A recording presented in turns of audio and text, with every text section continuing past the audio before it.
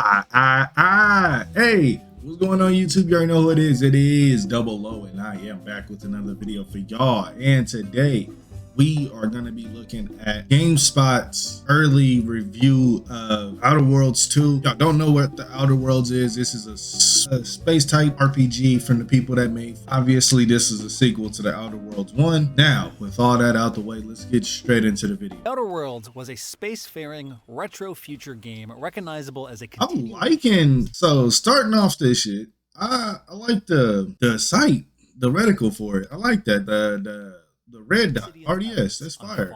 Though it had enough of a distinct setting and its own gameplay systems to feel fresh. The Outer Worlds 2 builds on the weapons are fucking beautiful, honestly. Largely more of the same. It is also a confident and expansive sequel that suggests a bright future for the Outer Worlds as an ongoing series. Okay.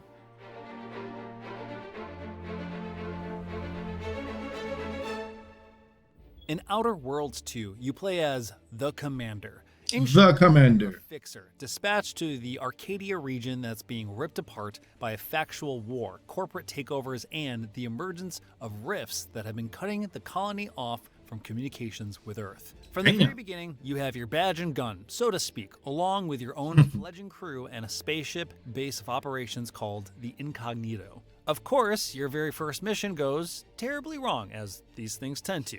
And when you regain consciousness, sometime later, you set out to find the persons responsible for the botched mission, while also investigating the increasingly dire rift problem. It's a strong opening that propels the story forward with momentum and mystery. One of the greatest strengths of Outer Worlds 2 is how it creates opportunities for roleplay, in the classic sense of messy improvisational drama or sometimes tragic comedy. Oh, required trait dumb, so you get stupid choices and shit. I believe you had some shit like this in number 1, right? Where like if you did like a stupid decision in like the ending part, you can launch yourself into the moon or something like that. Oh dear. As you weave your own You said, oh dear. a cohesive narrative for yourself. I began with a roustabout as a goof, wanting to play as a charismatic, trigger-happy dumbass in the vein of Futurama's Zap Brannigan. I specialized in the guns and speech skills, and chose a lucky bonus trait, wanting to handle myself in a fight, but also open, smooth-talking dialogue options, and sometimes just blunder my way through with astounding luck.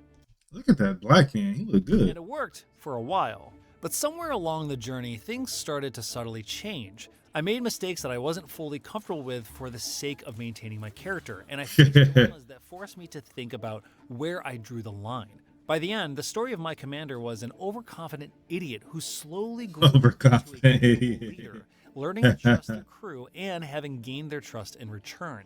In the end, that was much more interesting and fulfilling than spending the entire 20 or so hours as a Captain Kirk parody.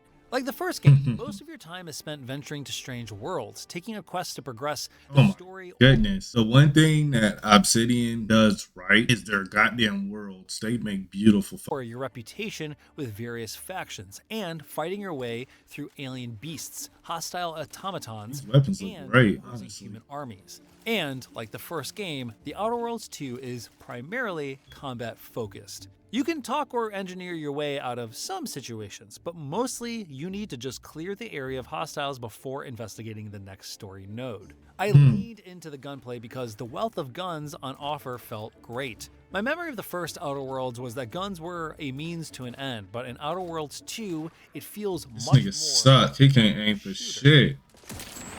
Finally, damn.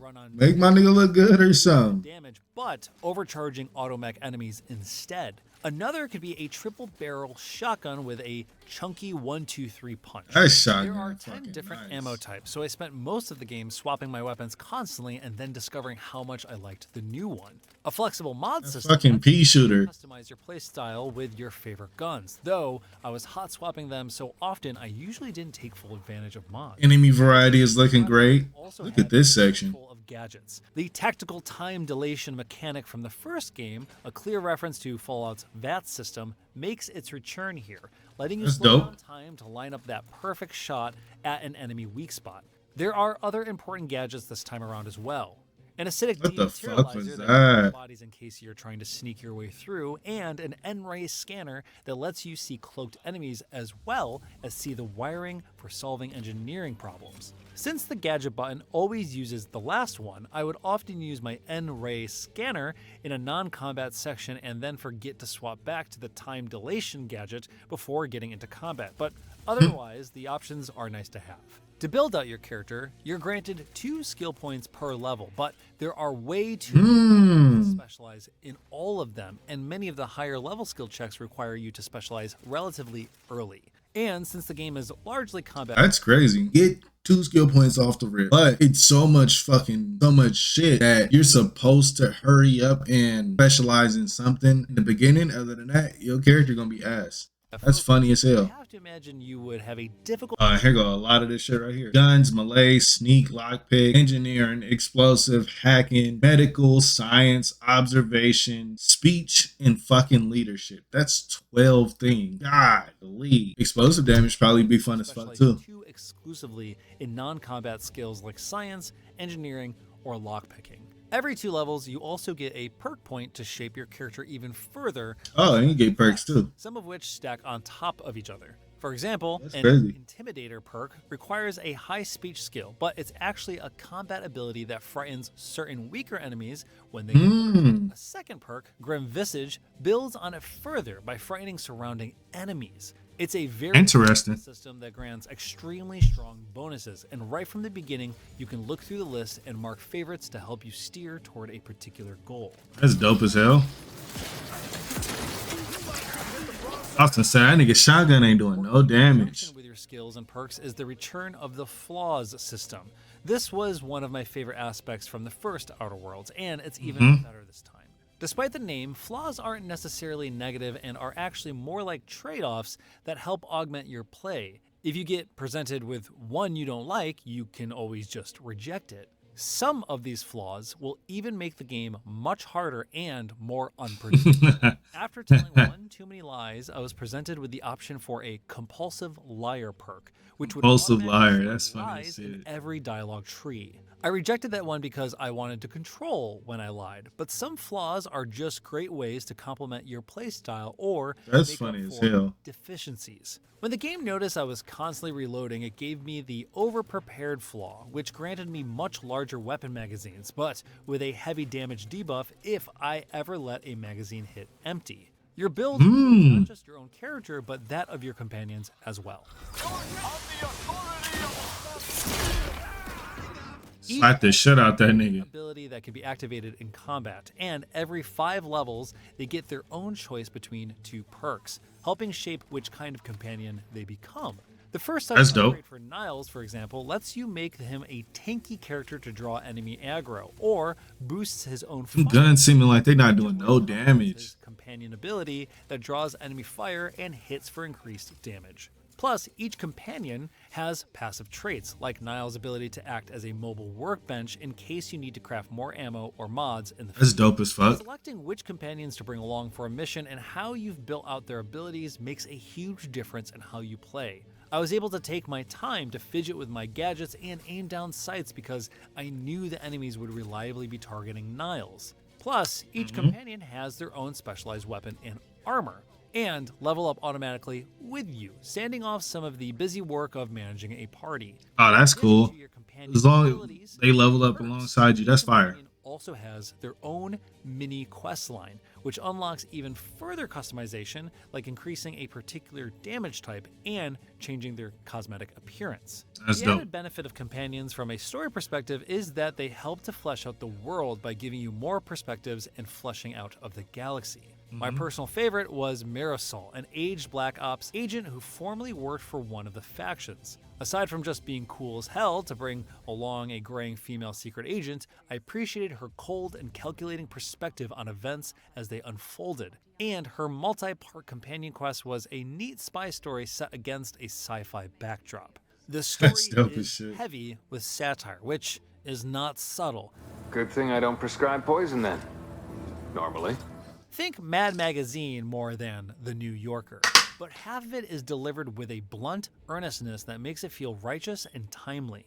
That half is the one that envisions a future ruled Armor sets that they got the NPCs wearing is fire. unchecked capitalism, represented by the megacorp Auntie's Choice, the result of a merger between Auntie Cleo's and Spacer's Choice from the first game.